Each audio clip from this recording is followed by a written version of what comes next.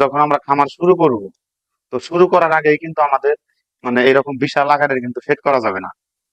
কারণ যদি আমরা শুরুতেই যদি শেডের মতো প্রচুর পরিমাণ টাকা ইনভেস্ট করি, এখন এটা থেকে আমরা টিকে থাকতে পারবো কিনা বা এটার মধ্যে প্রফিট হবে কিনা, সেটা কিন্তু কেউ কিন্তু বলতে পারবো না।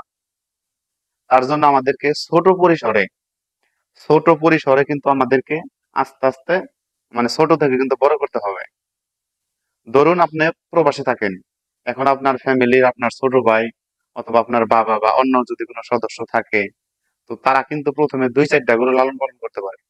আসলে বাসা বাড়ির আঙ্গিনায় কিন্তু এরকম টিন শেড দিয়ে, এরকম 4টা-5টা টিন দিয়ে বা প্লাস্টিকের ড্রাম দিয়ে কিন্তু 2-4টা গরু লালন পালন করা যায়। তো যদি আপনার খামার করার এতই আগ্রহ থাকে বা খামার করার চিন্তা ভাবনা থাকে, যদি আপনি লস খেতে না চান, তাহলে কিন্তু আপনাকে ছোট আকারে কিন্তু করতে হবে।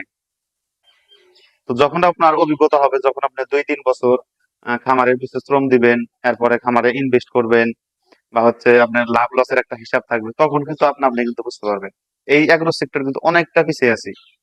যেমন পাকিস্তান, মায়ানমার, থাইল্যান্ড, ইন্ডিয়া সহ কিন্তু ওদের দেশে কিন্তু প্রচুর পরিমাণ কিন্তু ব্রিড নিয়ে কাজ করতেছে। আর আমরা শুধু আছি যে কোন এগ্রো কত বড় ব্রাহ্মা গরু অন্য দেশ থেকে আনলো বা ফ্ল্যাগ বি আনলো, এই আনলো সেই আনলো, কিন্তু আমাদের টার্গেট রাখতে হবে যে হয় দুধের প্রোডাকশন করা আর না হয় বাচ্চা উৎপাদন করা।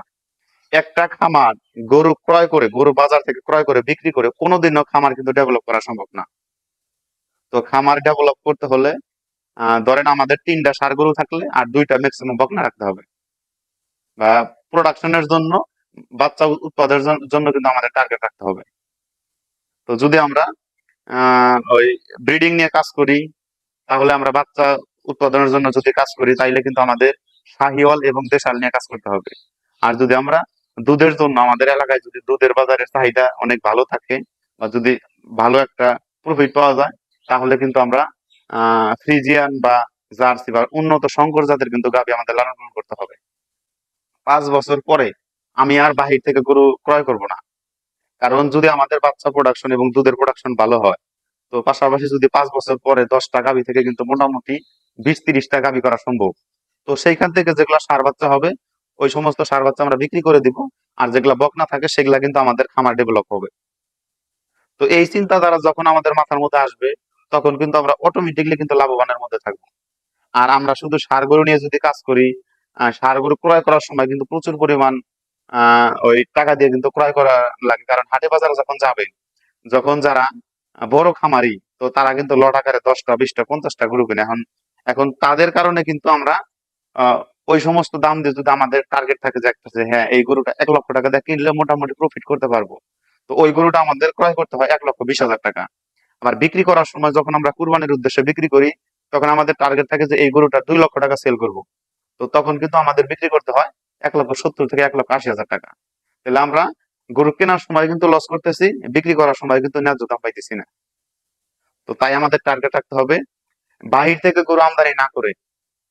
তো আমাদের ফার্মে কিন্তু শাহিওয়ালও কিন্তু যদি আমরা দেশালের মধ্যে অথবা শাহিওয়াল গাভীর মধ্যে যদি আমরা 100% শাহিওয়াল পার্সেন্টেন্সের বাচ্চা দিই, তো এখান থেকে কিন্তু ভালো মানের কিন্তু একটা বাচ্চা বের হবে। বা ফ্রিজিয়ানের মধ্যে যদি আমরা 100% ফ্রিজিয়ান বীজ দিই, তাহলে যদি বকনা বাচ্চা হয়, এটার প্রোডাকশন কিন্তু আর মায়ের থেকে ভালো হবে। তার জন্য আমাদের অবশ্যই টার্গেট যে আমরা শুধু খালি গরু বাজার থেকে ক্রয় করে খামার কিন্তু চলবে না।